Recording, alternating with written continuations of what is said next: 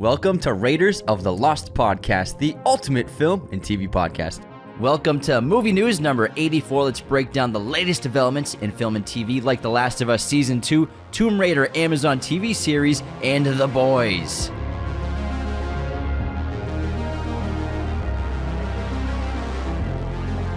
Hello, movie friends. Welcome back to the show. Hope you're having a great weekend so far. There is a lot of news to get into this weekend. The news! Also, the Nielsen ratings came out for all streaming. So we're going to get into the numbers. We have top 10 lists for each category of film and TV. So it's for all of 2022. Yeah, all of 2022. It's actually a really interesting list. Some surprises in there. We'll get into that in a minute. But let's get into the box office.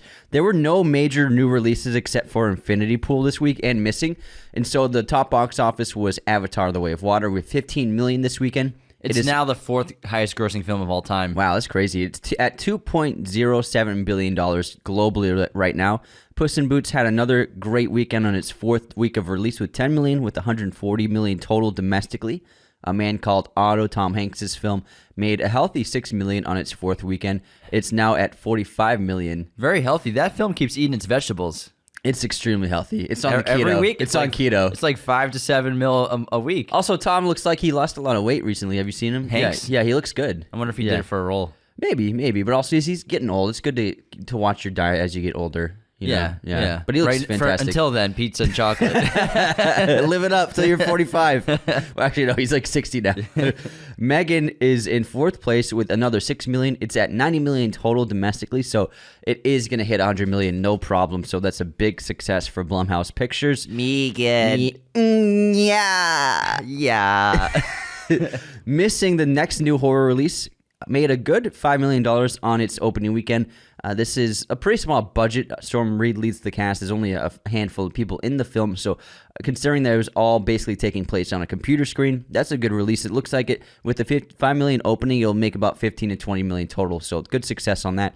Plane, Gerard Butler's film, is made another $3 million. Is that $25 million in total? I'm shocked at how much money it's making. It's doing really well. Michael Coulter also has the co-lead in this film, and just like some people just still love tuning into Gerard Butler action movies. Like that's what people love still. So I'm surprised that its total release, it might make $35 million total. And then Infinity Pool, Brandon Cronenberg's new film, which is the second new horror release this week, made $3 million. That's about as expected. It's a very weird-looking film.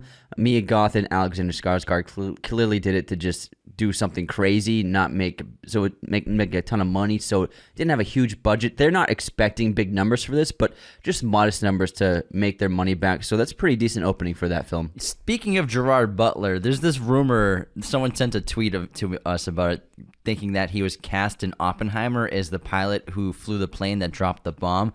It's not true. It's from a parody account, and I've been seeing it on the internet. I'm like, Gerard Butler did not get cast in Oppenheimer, from what I know, because that's a parody account where they sent the information from. He'd be way too old to play the pilot. He's twice the age of someone that pilot was. Pretty old guy. Yeah, pretty old. He's at least 50. So the pilot doing that was probably in their early to mid 20s. He also, it doesn't fit the vibe of a Nolan movie. Definitely not. I don't know. But I love Gerard Butler. Yeah, I love that guy. He's an awesome guy. He's a great guy. Did you know that his home burned down in the California fires 2 years ago? That's terrible. Yeah, he had a huge home in Malibu, and the whole thing burned down. Damn. So he rebuilt the home on the property of mostly concrete and metal to prevent that from happening again. Wow.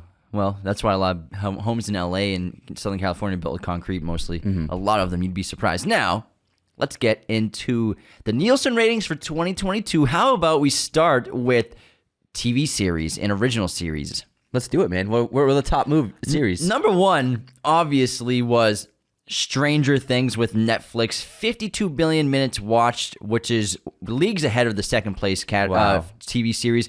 And again, when we're talking about Nielsen ratings, we got to take it with a grain of salt. We don't get the complete numbers from these studios because they depend on the streaming platforms to give them the numbers. So, I mean, obviously, they might not be completely honest. Some might be a little inflated, but I think that Nielsen's pretty legit. It's when sometimes the streamers will give their own numbers, but Nielsen, I think, is... Well, they get their numbers from the streaming platforms. Okay, all right. There's no way to gauge people watching it without getting the numbers from streaming platforms. I suppose so. But what they did change the last couple of years is rather than number of viewers, Now they're adding up number of minutes watched, which I think is a better metric for determining the success of a show. Because I think if you're gonna do number of viewers, if they watch for 2 minutes, it counts as a view. It's true. So it's better to just count total number of minutes. You'll get a better idea of the success of the show. The streaming revolution, it's so hard to gauge how many viewers are actually tuning in. But so yeah, that's actually a great point. I'm not saying that Stranger Things didn't do 52 billion minutes watched. I'm just saying that always take Nielsen ratings and streaming ratings with a grain of salt because we don't really know. We don't really know. They know, but we don't know.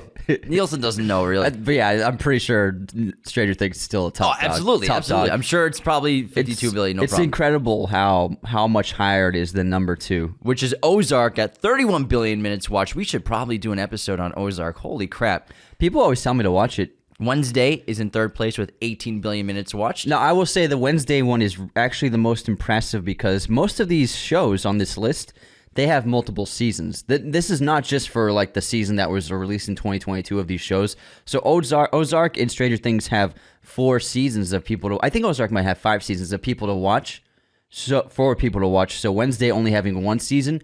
It's really impressive that it's at number 3 with just 8 episodes. Not to mention it came out later in the year last year. This wasn't like a spring, early winter, late winter 2022 release. This was near the end of the third quarter, fourth quarter release. So that's huge numbers. Cobra Kai was in 4th place at 16 billion.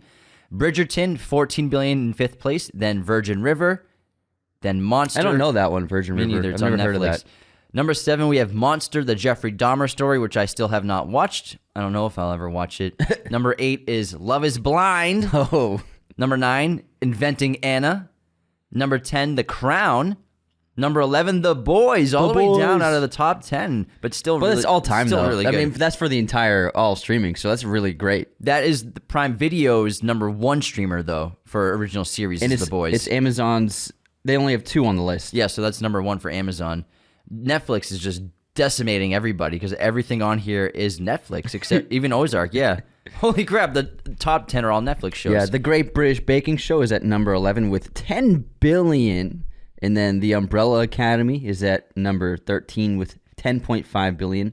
The Last Kingdom, I don't know that one either, 10.4 billion. And then at number 15 on all original series is The Lord of the Rings, The Rings of Power on Amazon Prime with 9.4 billion minutes watched. What a low number, to be honest, for a Lord of the Rings property to put out less than 10 billion minutes streamed compared to some of these we've never even heard of. Also, Wednesday doubled Rings of Power. They doubled. Because I think... With less time. If you're going to compare... I don't think it's fair to compare Rings of Power to the shows that have multiple seasons like Cobra Kai, Ozark, Stranger Things... but you can compare them to Jeffrey Dahmer, which got 4 billion more minutes, and then Wednesday, which doubled Rings of Power. That's really just like I was expecting Rings of Power to have probably the best numbers for a new show, but seeing that it's at number 4 for new shows.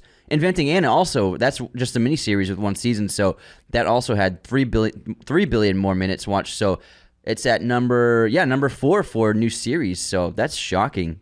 Well, big successes for Netflix. Clearly, Netflix is still the dominant force in streaming. Also, you don't see a lot of Disney Plus or Apple TV here because I think that not as many people have subscriptions to Disney Plus, and clearly not Apple TV. Also, Apple TV doesn't have that many shows to watch, so I think that it's harder for them to get membership subscriptions. Netflix has all of the options, so I think that's why Netflix is still the king of streaming. I guess, but it's also, shocking to see when you're on social media and you see the hype around all Disney Plus's shows, whether it's the MCU TV series or their Star Wars shows. Not even have Mandalorian on here, which is a surprise as well. So it shows you that maybe just because you see it a lot on social media doesn't mean it's as popular as people think it is. I wasn't expecting Mando to be here because it's been 2 years since the last season. Okay, yeah, that's a good point. But I was expecting some Disney Plus shows to be on this. So it's actually very surprising, and it's very indicative of what people are actually watching in terms of the bulk of people. Because I'm shocked that there's not a single Disney Plus show in the top 15. That's surprising. I was expecting at least a couple. All right, let's get into movies now. So according to the Nielsen ratings for 2022, the number 1 stream movie is Encanto with 27.4 billion minutes watched. Then number 2, Turning Red. Number 3, Sing 2. Number 4, Moana. Whoa, get us the minutes, bro. How many minutes? Okay, sorry. So Turning Red was 11 billion. Sing 2 for Netflix was 11 billion. Moana for Disney Plus was 8.6 billion. But again, we have a huge discrepancy where Encanto at number 1 is more than double second place with 27 billion minutes watched. That's really impressive. The Adam Project number 5 was 6 billion minutes watched. I forgot that movie came out last year. You watched it, right? It's pretty good. I reviewed it. Uh-huh. Number 6, Hocus Pocus 2 at 5 billion. Number 7, Don't Look Up at 5 billion. Number 7 is a tie between Frozen and Luca at 5 billion. Number 9, The Gray Man at 5 billion. That's Netflix, yeah. Zootopia number 11 is 4.4 billion. Coco number 12 at 4 billion. Eternals number 13 at 4 billion. Really? Eternals? Frozen 2 at 4 billion, number 14. And then 15th on the list for streamed movies is Uncharted on Netflix at 4 billion. So I suppose that Encanto, it's probably the top of the list for films because it didn't get a theatrical release. Yeah. But also it is a fantastic film, so that it deserves to have the top spot for sure. Because Luca didn't get a theatrical release, and it got less than a fifth of the number of views as Encanto. So But Luca came out 2 years ago. Oh, did it? Yeah. It wasn't last year? Luca came out in 2020. 2021, I think. Okay. Oh, gotcha. And Encanto came out last year. Mm-hmm. Got it. So that makes more sense. It looks like, so obviously Disney was lacking with the TV series, but it is the dominant force for films on streaming to have 1, 2, 3, 4, 5, 6, 7, 8, 9, 10, 11 in the top 15 are Disney films. So they are really the king, the top of the mountain for films on streaming.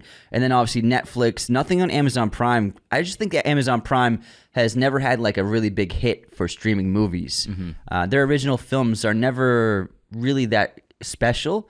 No, some are special. Yeah, I mean, some are special. Sound of Metal special. Sorry, but they're not really big hits like these companies, these studios. I'm surprised that the Adam Project, I didn't even realize it was that popular. So congrats to the Adam Project filmmakers for making the 5th most streamed film in America. That's really impressive. I'm most surprised that Eternals is the number 1 Marvel movie on this. It's the only Marvel movie on this. That's shocking. And it came out in 2021, right? Yeah. So I'm surprised that the Eternals is the most popular streamed Marvel movie on Disney Plus. I was expecting a couple more. So maybe I suppose since it didn't do that well at the theaters and in its release, maybe people were just curious about it and didn't see it in the theaters and were like, okay, I'm going to watch Eternals. So that's interesting that it's the only MCU movie on the list. And when you look at Netflix live action, you have the Adam Project at 6 billion, Don't Look Up at 5 billion, and then The Gray Man at 5 billion. I wonder if they're looking at, is it worth putting over $100 million, especially when you're looking at The Gray Man, $200 million. $250, I think. Easily, $250 million into an action movie that, got 5 billion minutes watched for a film, but you want to double that or triple that for sure. And they were probably expecting maybe near Encanto numbers with 20 billion minutes watched with that film. So is it worth it to keep investing in huge live action projects like that right now aren't doing so well? I would be taking a look at the numbers, but obviously Netflix has giant cities full of cash that they can light on fire, skyscrapers worth of cash. But also factor in the fact that, I mean, a lot of these Disney movies got theatrical releases, made a ton of money, and are dominating the streaming charts as well. So they're getting double the revenue, Disney. But Netflix losing to Hocus Pocus 2 with almost all of their films. I mean, the Adam Project beating The Gray Man, Hocus Pocus 2 beating The Gray Man. They cannot be happy about that. I agree. And also, Don't Look Up. It had a huge budget. Just Jennifer Lawrence and DiCaprio's salaries cost them $50 million. No, $60 million. DiCaprio got 35 and Lawrence got 25 mil. So $60 million just on their salaries. That film was well over $100 million budget. And so that was a big investment. I suppose that they want more streaming numbers from the films that because they're investing $200 million into a movie as opposed to maybe $100 million for a TV show. What's the better monetary gain there for Netflix? I would say the TV series might be better because you can get more. You get obviously way more minutes to watch with a TV series where you have up to 10 episodes about 50 minutes long as opposed to one movie that's 2 hours long. So, and the thing with Don't Look Up, technically it was released in 2021 in December. it was at the end of the year. I counted it as 2022. Mid-December, so that's a 2022 film release because, it's getting the bulk of its views in 2022. So it maybe would have added another billion to that number, so maybe it's up to 6 billion. Yeah, with its like week of release. I see what you mean, yeah. But I'm surprised that Disney had nothing in the TV series category and then dominated the film category. That's really interesting. It's cool to see these numbers and to really gauge like what's popular, what people are liking. So I'm very curious to see what the next one is going to be. And Amazon Prime, you really see they're slipping, trying their best, but they're not keeping up with Netflix and Disney Plus. All right, let's get into some news. Besides that, let's talk about The Last of Us has already been renewed for a second season at HBO Max because it is a smash hit, the biggest show of 2023 so far.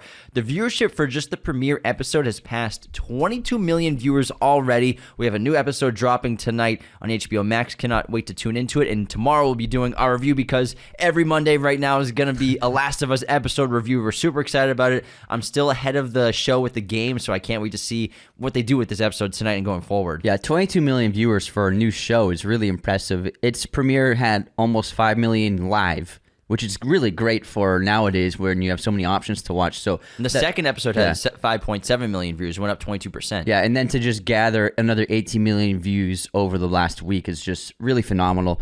A huge hit. That's exactly what Warner Brothers was hoping for by investing so much in this project. So congrats to them. And I'm very happy with it because the show is really well done. This is what happens when you make a good show. Yeah. Other streaming platforms should just notice and be like, word of mouth is the best marketing tool you can use. It doesn't matter what IP you purchase. It doesn't matter if you have all the money in the world. All that matters is you make a good show and people will tune in. They'll tell their friends about it. They'll tell everyone, go, you got to watch this show. We keep telling people to watch this show and they're tuning in. They're like, oh my God, thank you so much for telling us to watch this. We did the same thing with House of the Dragon. We told people, forget about Game of Thrones and how you feel about it. Whatever. It's past. Reset. It's just a TV show. Yeah. Watch House of the Dragon because so many people are like, I'm not watching it. I don't want to get heartbroken again. It's like, fuck it. Just watch it. It's good.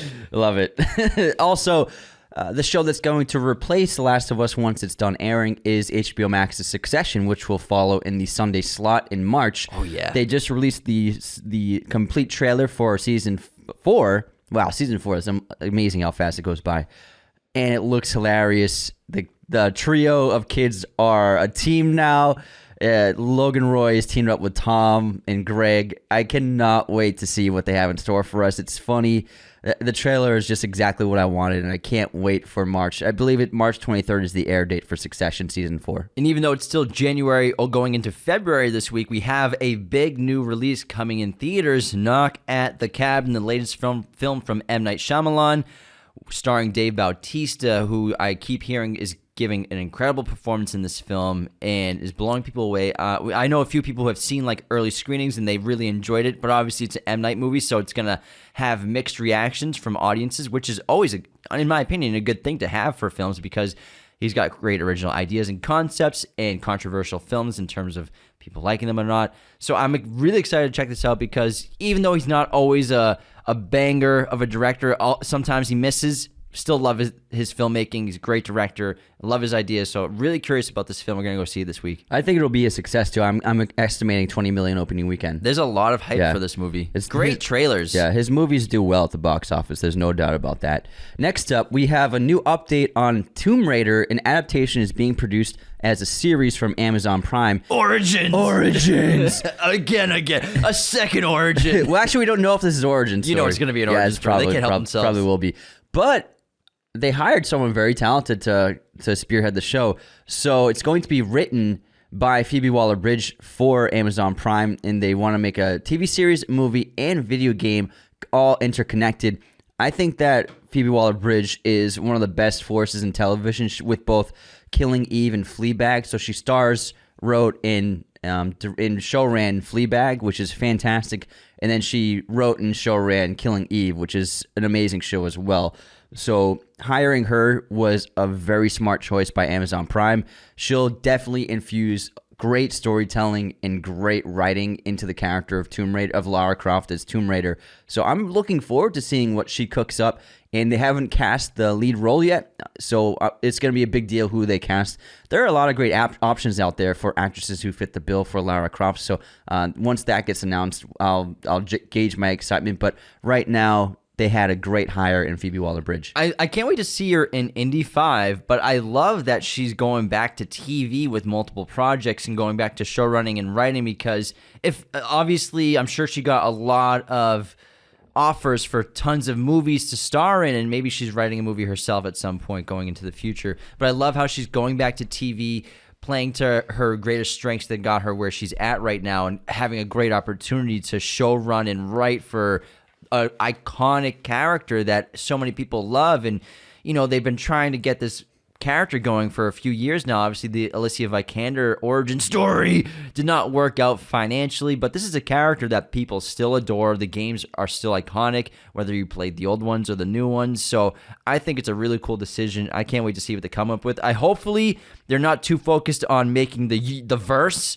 in the universe. I hope not, yeah. Because it sounds like they're really trying to push the scope to be as big as possible rather than focusing on one project at a time. But also they're not, it doesn't say spin-offs. Yeah. It's video game, series, and film, so maybe it'll be different mediums, but still just the same storyline, which would work. That seems interesting. Yeah. Rather than focusing like all these studios doing, all right, here's the idea that we're going to make next year, but here are the spin-offs and sequels to that movie. It's like, can you make the movie first and make sure it's good? Maybe we should do that. Don't worry, you're going to like it. Oh, no, people are going to love it. Trust me. They're going to like it. They can't get enough of it. But how about the sequel? What should we call it? How about make the movie first? Tomb Raider Rise. Not saying that's happening here, but I just hope they, learn from mistakes of studios in the past.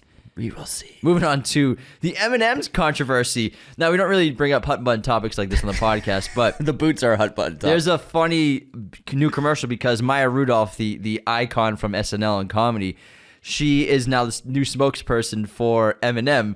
And they released this great little ad of her, how she's like, I'm like, obviously everyone loves candy and everyone loves me in America. So like, I'm the new face of M&M's. And she calls them now Mayas. Instead of M&M's, Mayas. Mayas. She's so like, funny. It's a play on my name. Yeah. She's so funny. I didn't even realize the story until I read about it yesterday with the boots. And I had no idea. The green M&M, they got rid of the boots and people freaked out about it. You told me about Maya Rudolph as the M&M spokesperson. I'm like, okay. Yeah. You're like, but you don't know about the controversy? Yeah. Yeah, they redesigned the characters, the M&M characters, and then some people freaked out. Yeah, the green M&M didn't have her cowboy boots anymore. It's or candy. Like the high-rise boots. It's candy. And Twitter, a lot of people on Twitter cried about it, and then M&M's was like, screw it, we're not doing it anymore.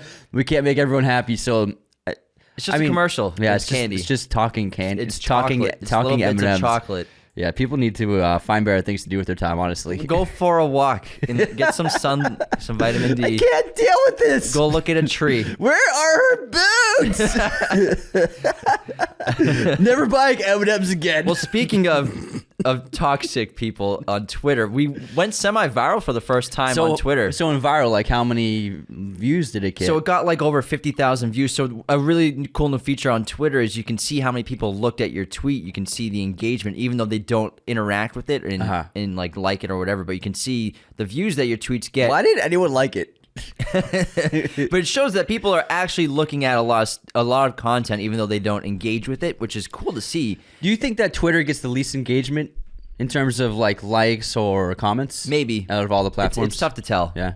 But I made a tweet that got over 50,000 views, which is the biggest we've ever had. So it's semi-viral for Film Tour, I would say, and like 36 retweets. So I was like, oh, dude, this is awesome. Check this out. And I showed Anthony it because someone tweeted that this tweet. It was a photo of Steven Spielberg and James Cameron, and they wrote, Steven Spielberg has made 19 films in the last 25 years, grossing just shy of $6 billion. Yet, James Cameron in the same time has made just 3, now grossing over $7 billion. So basically, they're taking a dig at Steven Spielberg for not making as much money as James Cameron. Why is that an indicator of...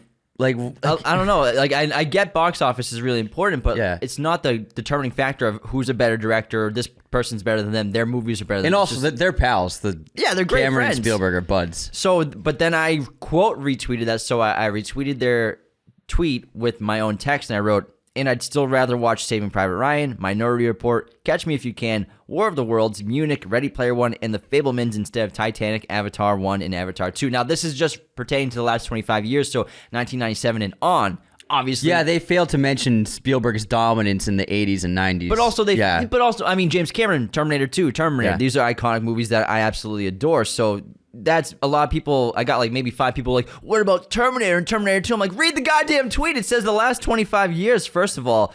But then we got some real gems. Uh-oh. So here we go. Wait, haters of the week I had to bring here. in haters of the week early. So this person wrote, yet no one asked about your shit taste. Here's another one. Well, you have no taste in movies, plus he made Terminator. I mean, come on. Yeah, he made Terminator in 1981. Oh my God! How do you have no taste in movies because you'd rather watch Catch Me If You Can than Avatar? And then here's another one. This is the best one. Cool, bro. Enjoy your 12th time jerking off to the Fablemans. Goodness gracious. Oh my God! So then I was like, then I made another tweet where I screenshotted these, and I'm like, I thought going viral on film Twitter would be a lot more fun than this. Oh my God! Those are just the top ones, but I got a bunch of like, what about Terminator and Terminator 2? Like, read the goddamn tweet. Yeah, it says the last 25 years. So I mean, if they're not factoring in Spielberg's amazing run in the 80s and 90s, then you can't factor in James Cameron either. Man, that's pretty toxic. I'm glad I don't handle the Twitter. Man. Like, oh my, and then in the way I tweeted it is the 3 screenshots and then a photo. And so when you have 4 photos in a tweet, they all kind of show up equally. Yeah, in a grid. Yeah. So you can see each one. Yeah, exactly, like the 4 rectangle blocks. And No, because if you do 3 photos, one gets cut off and vertically scaled. It's awkward. Cropped. One of them gets So cropped. 4 is the ideal. 4 is ideal for if you're posting multiple photos. And the other, so it's the 3 tweets and then a photo of Jack Torrance in The Shining where he's at the desk like shocked, like the shocked face because she's like talking to him and he's like, I don't know what you're talking about. You heard him, didn't you? He's just like, So basically that was my reaction to reading these tweets. I was like, what is going on? That's funny. Man, and it's like that person who ripped the Fablemans probably didn't even see it. But still, you know, like your 12th time jerking off to it. I like the movie a lot. I'm sorry, I like that movie more than you like. And it's not like you didn't say that Spielberg's better director than Cameron. And I also said that I didn't say I don't like Titanic, Avatar, and Avatar 2. You all know we love the Avatar films, and I love Titanic. That's an amazing accomplishment in film. I'd just rather watch those other movies instead. I'd rather watch Catch Me If You Can and Minority Report. But I was defending the take that box office is more important and makes you a better filmmaker. Yeah, it's like they were putting Cameron up higher than That's Spielberg. what they're insinuating. Yeah. So I was like, box office is important, but come on. And but the ironic thing is, if you actually add up total box office for both their careers, Spielberg's way ahead of him. Probably. Oh, not probably, definitely. Probably, yeah. If you factor in inflation. And factor in the movies that Steven Spielberg has produced. Spielberg's, obviously, they're both really important to film. And Spielberg, his touch on film in the last 50 years and what he's done to film indelible. is insane. It's indelible. It's insane how many movies he's produced. That's a very uncouth article. It's a tweet. Oh, it was a tweet. Okay. Most tweets are uncouth, Anthony. All right, I read a tweet about a New Yorker article about you. This is a good quote. I read the New Yorker article about you. It was delightful. Great reference, bro. Your references are out of control. Everybody knows that. Sick reference. Sick reference, bro. There's another controversial nice story. So many controversies. Controversies. So there's 2 more. Yeah, so the Razzies, which I think, I mean, you can look at it as a fun thing, but also I think that the Razzies it's in poor taste. It always trash, has, dude. It's always has trash. been in poor taste. And they nominated 12-year-old actress from the film Firestarter, Ryan Kiera Armstrong in the category of worst actress nomination. She's 12 now, so she probably was 10 when she filmed that, or 11. She probably was 10 when she filmed the movie, and it's such a ridiculous thing to nominate a 10-year-old as worst actress of the year. Like, what a terrible thing to do. Like, online bullying is hard enough. Being a kid is hard enough.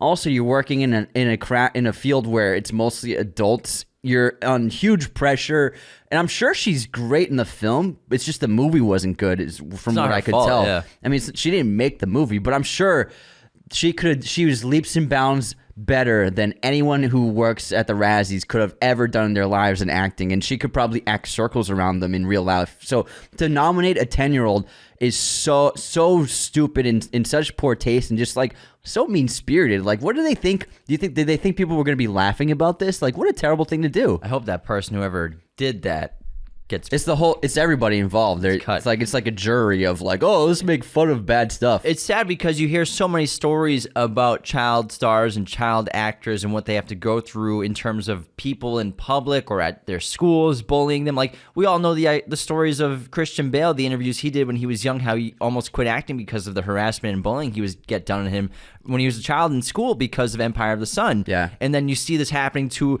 a 10, 11, 12-year-old online by a massive platform, a big website that everyone knows about. It is it's really bullying. sad.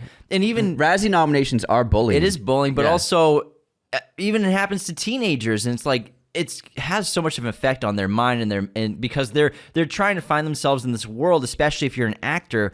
You can't imagine what that's probably like for an 11-year-old. I'm sure it's really exciting, but it's also, I'm sure, very intimidating. These are going to be huge informative years of your life, which is why a lot of child actors, I'm sure, they burn out a lot of the times, and especially in the 90s, most of the child actors didn't make it in their careers past 20, 25, and they had so many problems, and this is probably one of the reasons why. And imagine telling a 10-year-old you're the worst in the world at what you did this year. You're the worst at it. One of them. That's horrible. It's a terrible thing to say. The Razzies they should be ashamed of the Razzies themselves. are trash. They should be ashamed They've of always themselves. been trash. They should honestly just disband the entire idea of Razzies, honestly. So you guys Fuck you, Razzies. Go fuck yourselves, you bunch of losers.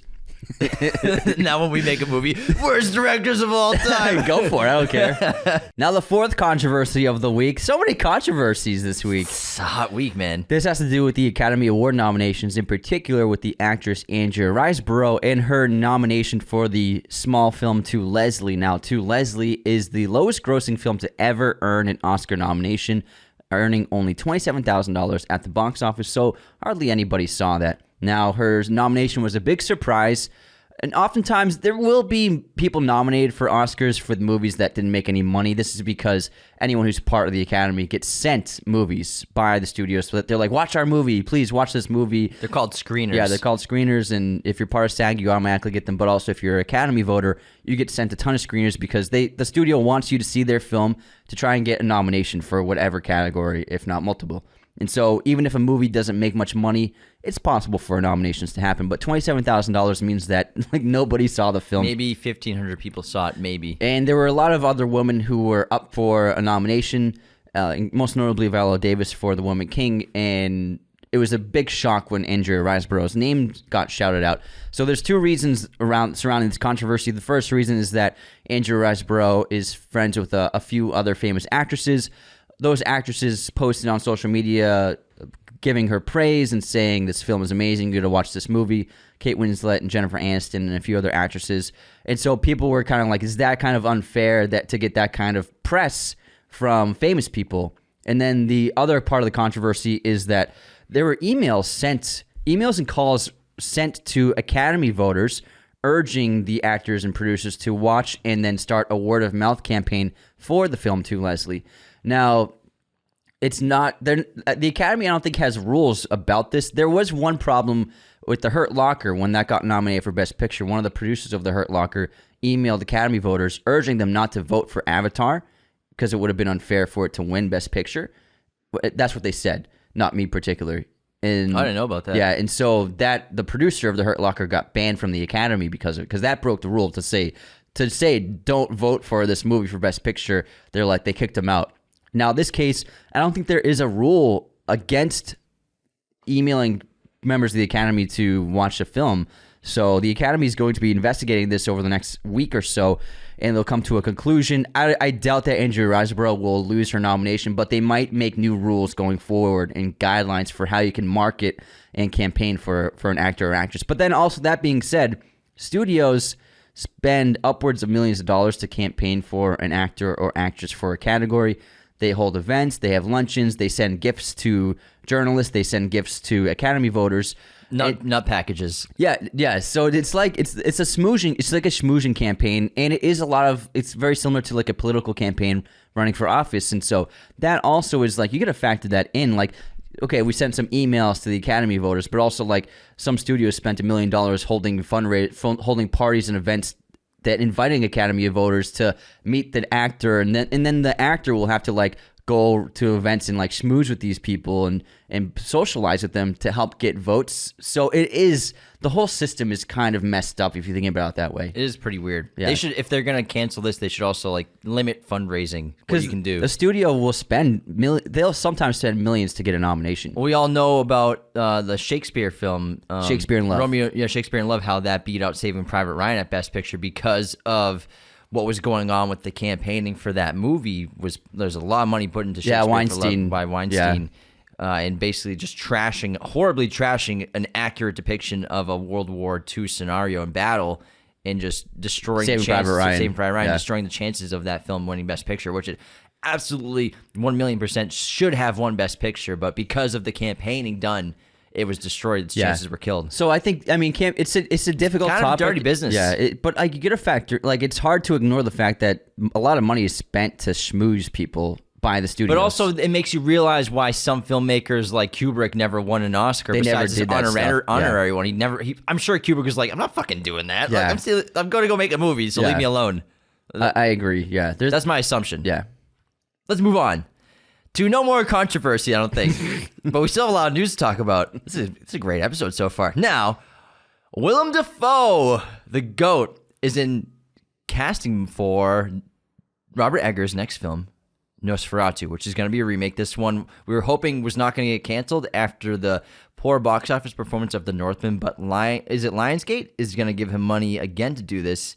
So they're going to make a Nosferatu remake. He's joining an already excellent cast, which includes Nicholas Hoult and probably Anya Taylor-Joy, I'm sure. Yeah, she's confirmed. So those are the 3 leads right now, and that's incredible news. What's ironic about it is that Willem Dafoe already played Nosferatu. When? So there's a spoof comedy called Shadow of the Vampire, which came out in like the early 2002 maybe even earlier. And he played. It's a comedy. It's a dark comedy about the production of the film Nosferatu. And then Willem Dafoe plays the actor who played Nosferatu in the film. But in this movie, he's actually a vampire. And so the director hired this guy knowing he was a vampire to play Nosferatu in the Nosferatu film. And they're struggling to like stop him from eating people on set and keeping him happy. And then he begins like taking control of the set. It's really funny. So ironically, he's already played kind of the role of Nosferatu. In the movie, like he doesn't wear any makeup. He's already like that in real life.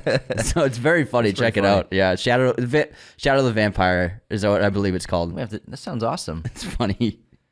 Another bit of news, we have a new trailer for a movie starring David Harbour called We Have a Ghost haunting Anthony Mackie and his family. It's giving the Thor Love and Thunder floating head vibes for the look of the ghost. It's like golden glowing. I'm not. It looks a little odd. I feel like it's probably because we haven't seen a ghost movie with ghosts in a long time. I can't even remember the last one, like a big film with ghosts.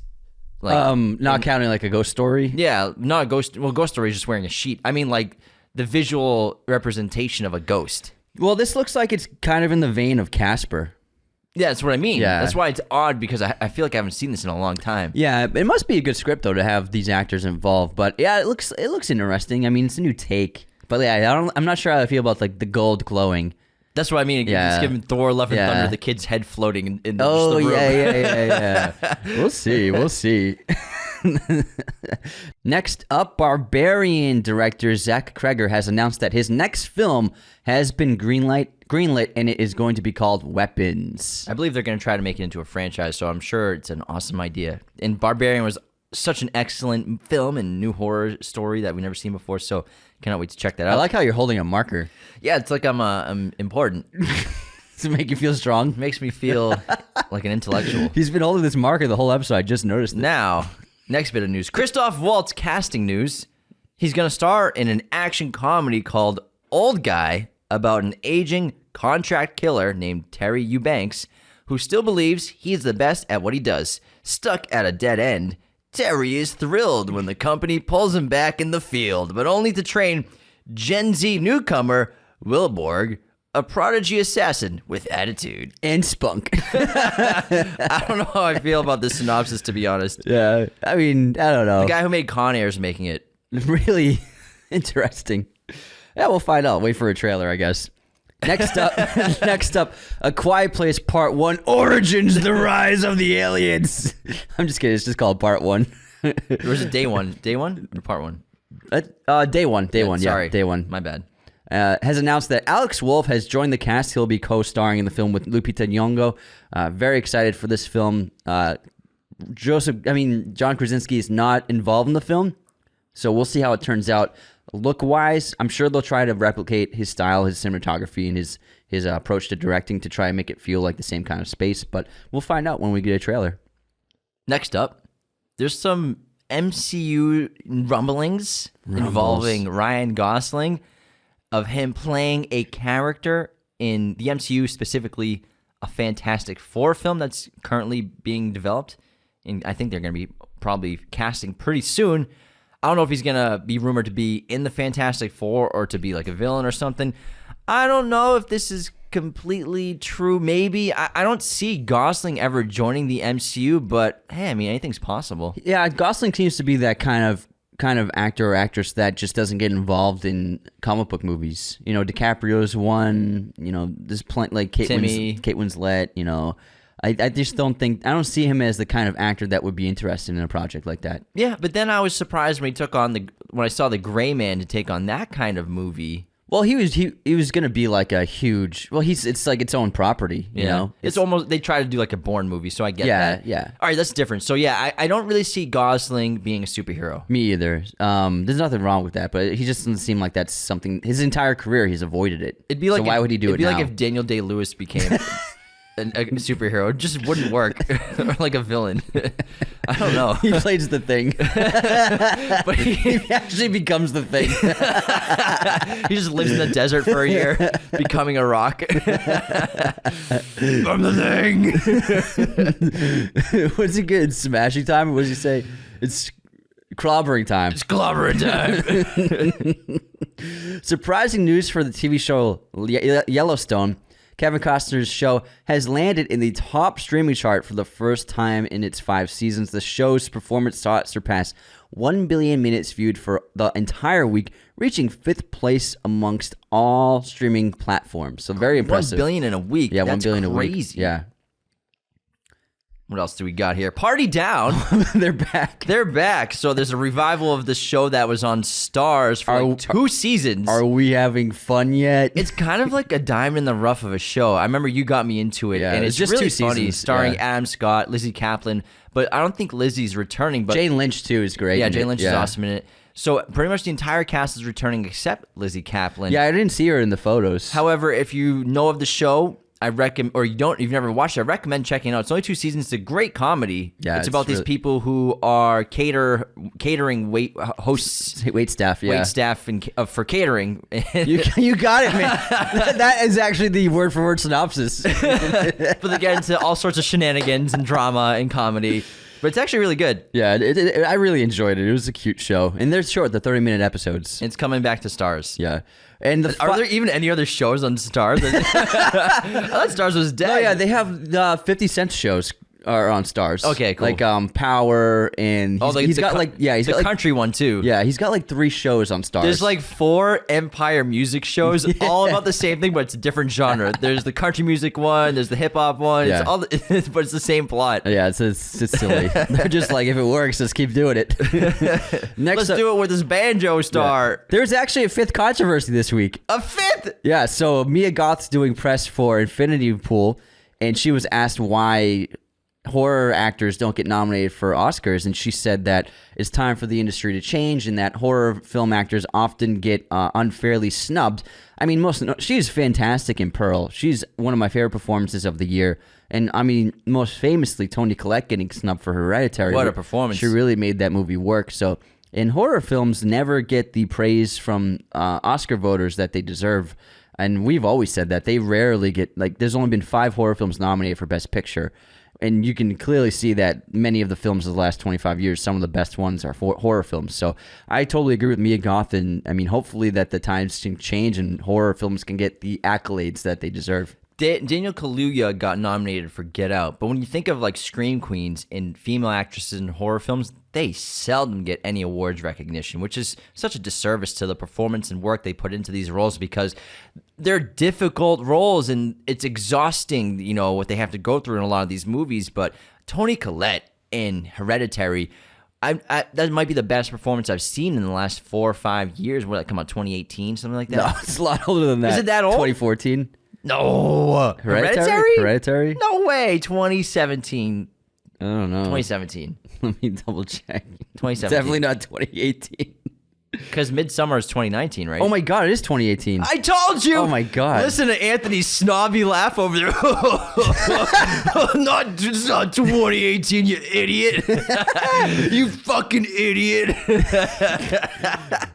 Wow, that's not as old as I thought it was. Got him. Wow, you got me, man. Got you, bro. Wow, I thought it was way older. See, I know. I see it. Look, man. I'm holding a marker. I know a few things, okay? Look at that marker. How many man. markers are you holding? 0. You don't know anything.